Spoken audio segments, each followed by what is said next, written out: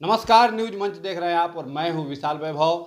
BJP विधायक हरिभूषण ठाकुर बचौल का एक बयान आया है और इस बयान के बाद कहीं ना कहीं एनडीए में जो है अब घमासान देखने को मिलेगा।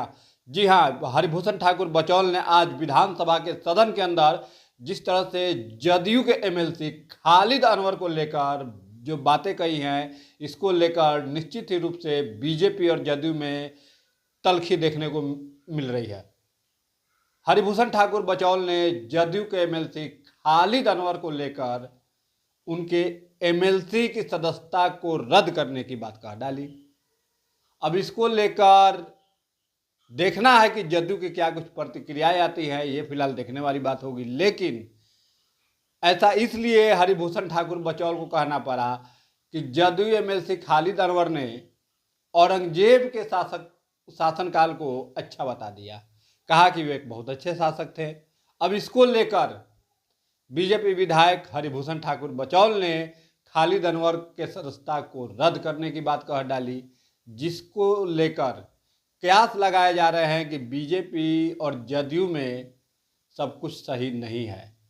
कहीं ना कहीं चूंकि एनडीए में दो मजबूत घटक दल हैं, बीजेपी और जदयू, जब बीजेपी विधायक अपने ही घटक दल के एमएलसी की सदस्यता को लेकर इस तरह की बातें करेंगे तो सवाल उठना तो लाजमी है।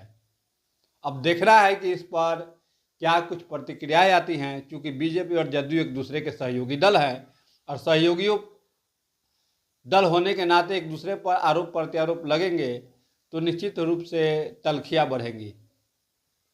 क्योंकि चुनावी साल है तो ऐसे में इस तरह का बयान के क्या कुछ मायने हैं, ये देखना दिलचस्प होगा। फिलहाल के लिए बने रहिए न्यूज मंच के साथ। न्यूज मंच के लिए शिवम कुमार के साथ विशाल वैभव, पटना। अब बिहार विधान परिषद में जदयू के एमएलसी खालिद अनवर वो भी उनको अच्छे शासक के रूप में बता रहे हैं, कैसे देखते हैं? देखिए, ये सब एक ही थैली के चट्टे बट्टे हो, पार्टी किसी में रहे उससे नहीं लेना देना है। इन लोगों की मानसिकता गजवा हिंद की मानसिकता है। एक ऐसा शासक था औरंगजेब जो अपने पिता को कैद कर दिया था, सत्ता प्राप्त करने के लिए अपने भाइयों का गला काट करके पूरे दिल्ली शहर में घुमाया था। लाखों हजारों माँ बहनों का उसके शासनकाल में बलात्कार हुआ, मंदिरों को तोड़ा गया। ऐसे लोगों का अगर जो भी गुणगान करते हैं, उनको इस देश में रहने का कोई अधिकार नहीं है। वो बगल में पाकिस्तान है, चले जाएं।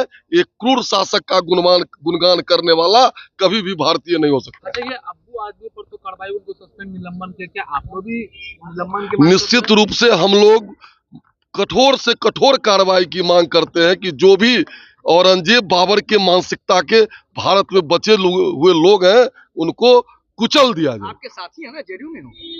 हमारे साथी हो या हमारे परिवार के लोग हो, जो इस देश के क्रूर शासक का गुणगान करता है, वो किसी का नहीं। ऐसे लोगों पर किस तरह की सजा होनी चाहिए? निश्चित रूप से कानूनी कार्रवाई हो। संसद अभी विधान परिषद में है, उनको निलंबन किया जाए, उनकी सदस्यता समाप्त की जाए। इस पे कोई कॉम्प्रोमाइज नहीं। हम गर्व से कहते हैं सनातनी हम हैं, हिंदू हैं, और लेकिन हम हर धर्म का सम्मान करते हैं, लेकिन औरंगजेब का सम्मान नहीं कर सकते। सारा मंदिरों को तुड़वाने का काम किए हैं, जो थोड़ा जबरदस्ती धर्म परिवर्तन करवाया उन्होंने। उसके बाद गुरु तेग बहादुर को मृत्यु दंड दिया, जो सिख के गुरु थे, उनके बेटों का कत्ल करवाया। वैसे तो ये हत्यारा है, इसके बारे में कोई तारीफ करे तो बहुत दुखद है। अरे किसी दल के रहे, हम कह रहे हैं कि कोई भी तारीफ कर रहे हैं वो गलत है, ये एकदम गलत है। इसके सख्त विरोधी हैं। जो तारीफ कर रहे हैं उनको उनके पास भेज दिया जाए, पाकिस्तान भेज दिया जाए, बांग्लादेश देश निकाल दंड देना चाहिए ऐसे लोगों को।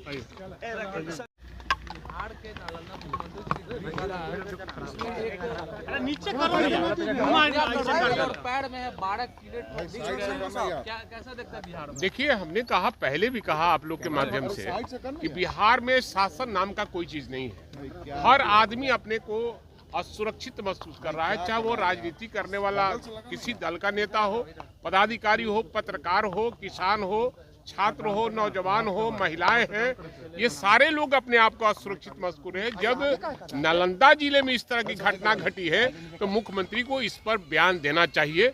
और मुख्यमंत्री लाचार हैं, बेचारे उनको कोई चल नहीं रहा है, वो विचार नहीं कर पा रहे हैं। कुछ पदाधिकारी हैं जो उनको चला रहे हैं, जबरदस्ती उनसे सरकार चलाई जा रही है।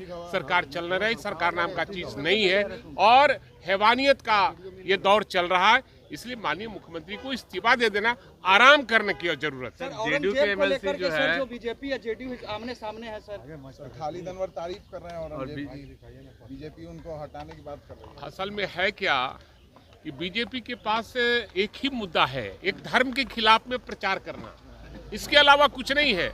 उनको जानकारी का अभाव है। और ये जब आज़ादी की लड़ाई लड़ी जा रही थी, जिसमें देश के हिंदू, मुस्लिम, सिख, ईसाई सबने अपनी जान की कुर्बानी देकर इस देश को आज़ाद कराया था, केवल ये एक वर्ग के लोगों को, एक धर्म के लोगों के खिलाफ में बोलने की आदत है और यही इनकी राजनीति है। ये तो अंग्रेजों के दलाल रहे हैं लोग, ये अंग्रेजों के दलाल रहे हैं। ये भारतीय हो ही नहीं सकते हैं, सनातन हो ही नहीं सकते हैं। जबरदस्ती सनातन सनातन सनातन, तो भाई वीरेंद्र और भाई वीरेंद्र का खानदान और हमारे लोग जो है वो मानने वाले सनातन लोग हैं। अजीत शर्मा कह रहे हैं महागठबंधन में सीएम फेस तय नहीं हुआ। चलिए।